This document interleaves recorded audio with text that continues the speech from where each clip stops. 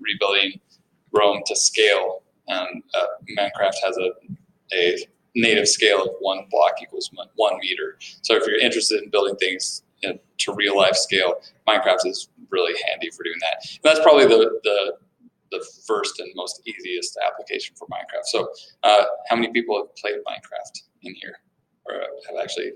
So you two do you have it installed on your device yet? All right, well, I'll tell you how to get that. That's your first step, is learning how to install it. And then I would definitely recommend just playing around in it for a little bit. Minecraft started off as an open world, just a way to just kind of play around and have a sandbox of a game. So you have no set like ending or story to the game. It was basically trying to survive, being able to destroy the environment, get resources from that, and build new things. And so you collect resources, build new things, and then you can build structures. There's enemies that attack you every night, kind of was the initial thing. So you had to survive and protect yourself. But Minecraft offers different modes to play in. It has an adventure mode, kind of like that, survival mode, and then a creative mode where you can't die. It's not about surviving, it's just about building and being as creative as you'd like to. It's a great platform for just visually representing things. It's also a way to rebuild and show understanding of a concept in a visual way, or having them recreate a scene from, say, a book, or show visually in math, like maybe geometry, being able to show different shapes, how to calculate volume, and it's a virtual kind of like Lego system. So it's something where you can build things, take them apart, put them back together, and a great way to show learning in that kind of environment.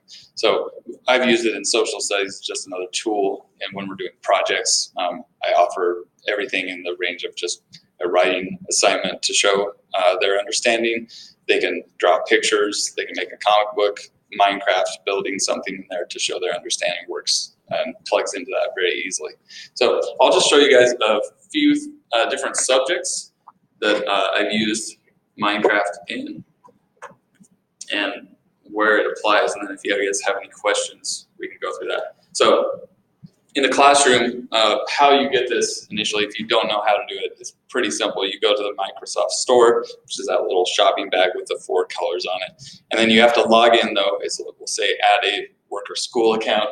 Then you log in with your NSD, then choose the Napa school district. It'll have a little tab there. And then you can download Minecraft. It shows up as one of the things in our Napa school district store. Once you have it, then I would just recommend going through. It has a couple of little tutorials that show you how to play, and it gives you just a startup. But just learning some of the basic controls in it is very, very handy. In social studies, which I'm most familiar with, this is the Minecraft education site, and it has tutorials on how to learn just to play. It has those for students as well that they could work through if you have a student who is very slow at picking up things. Honestly, though, most of them, just by messing around in the classroom, will learn it within a day and be pretty comfortable with it. We usually have a couple of students when we do a project that haven't downloaded it. I ask for tech help, and those are the kids who already know how to install it. They'll go and install it on the kid's computer for you. You don't have to mess with that at all, and then they're up and running within usually 5 minutes. So I just give myself about 5 minutes to get everyone installed and ready to go if we're doing Minecraft, and that's all that's needed. But on this site, they have lots of resources. It gives you some basic explanation. In the support, it has the downloads right there too if you need to download. But the class resources is where I go to most often. And it has things like lessons that are built. In social studies, you did the Renaissance. This has the whole city of Florence rebuilt in Renaissance times, and it has Common Core standards tied to it. It has learning objectives and the guiding ideas. It has lessons that are already built for you within the website here. It also has the world that you can download. So once you have Minecraft installed, you click on this, it downloads it, then you click on it once it's downloaded, and it installs it on your game, and then kids can join your game and explore it with you. It's a really easy and awesome way to share.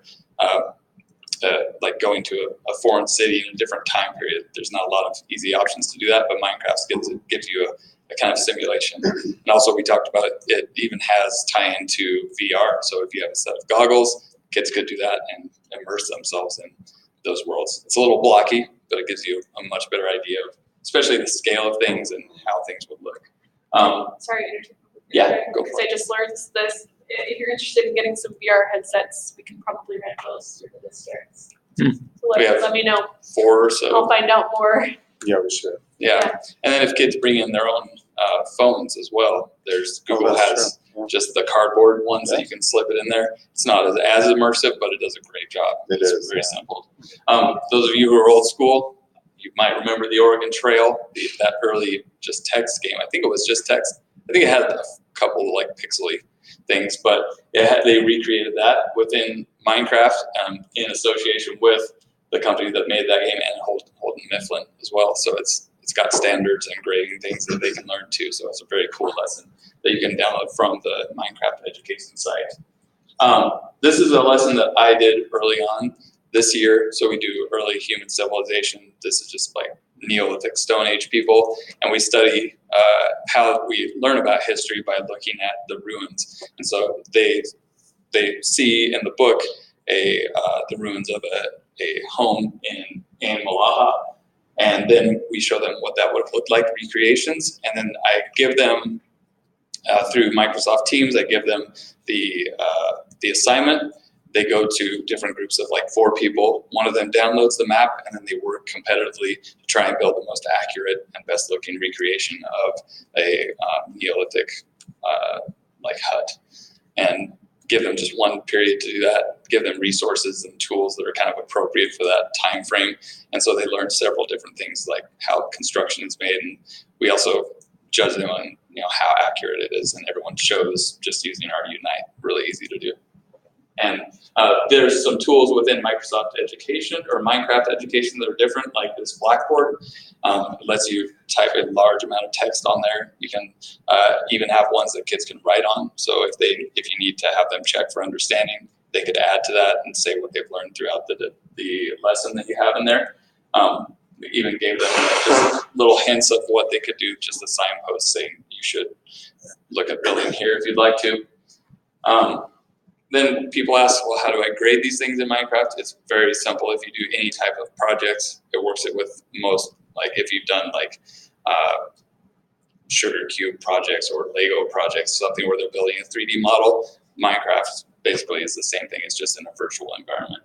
So this one I tied to, they have to do research, and once they have the research done, then they can get to the Minecraft. So I don't let them start building until they have an idea of what they're doing and they've done the research. So this is kind of a carrot for the kids, especially those who aren't usually engaged in wanting to get through that research. It's like, oh, you can get to the Minecraft as soon as you show me that you know these 4 things about what we're doing. And then that's the first part of the rubric here. The project is the second part. That's what they're building. And then did they actually take the time and effort they should have? This is almost like their grit in the process. Did they put in a lot of time, or did they just rush through it? But that's one easy one.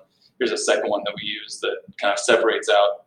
This is for any type of project, the research, and then I have the different options. They had a drawing, an essay, or a model, which Minecraft can fit into that model category pretty easily.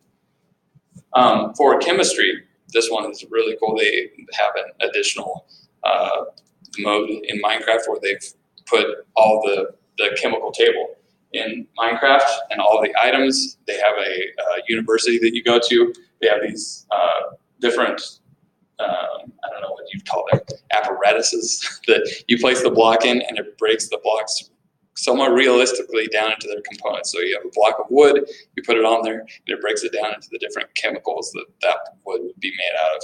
And then they can take those chemicals and put them together to make new compounds. And they've done a lot of work in there. So it's a really cool virtual chemistry lab that they can play around with. That's cool. Math, they have a lot that is about 6th grade and down. They have a lot of good grade school math lessons. One of them is fractions and decimals with a garden.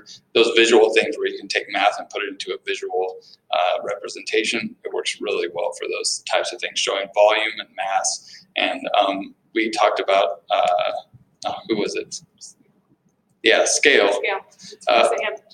Yeah, Hammond said that kids who use Minecraft have a very good understanding and grasp of scale, and that idea of representing a larger item with smaller things, and you can definitely make that happen. In fact,